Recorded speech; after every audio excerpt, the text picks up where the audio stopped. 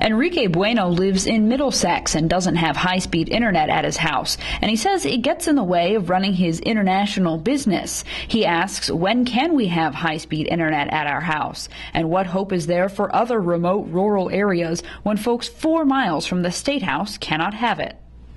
The challenge for Vermont is to get you and everyone else in this state broadband and cell service access as quickly as possible. We've only been on a job for 3 weeks, but I've made the promise that everyone will get service by 2013. This week we brought on Karen Marshall, who's going to help coordinate the entities to get it delivered. What I can tell you is that Vermont will be an economic backwater, that we won't be able to compete for jobs or economic development, that businesses like yours and others won't thrive in Vermont until we get there. So we'll get there as fast as we possibly can, and frankly, we hope to be in the Middlesex market before 2013.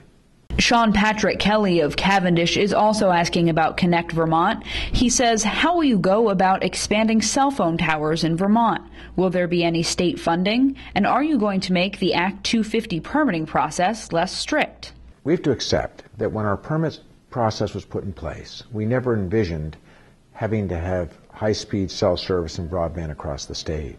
Our plan to get there is to do a combination of fiber as fast and as far as we can drive it, because our bias is that fiber is best, with a canopy of wireless, high-speed G4 wireless that will get us high-speed access to the points where we can't afford fiber. To do that, we have to put up towers. We're putting together a comprehensive plan to share those towers so we can have as few as possible to do the job, and we are going to have to change the permit process to expedite delivery of those towers. So we're going to need as a family to agree.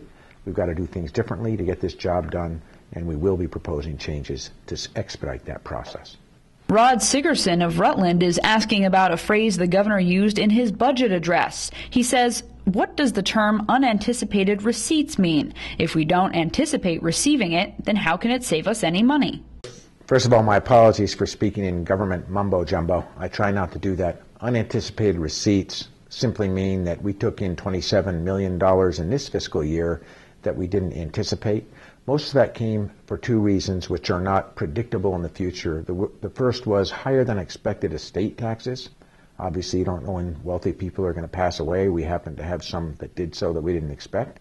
And the second area of growth came from tobacco taxes that we didn't expect to rise as quickly as they did, and it may well not be sustainable. So we're spending that one-time money.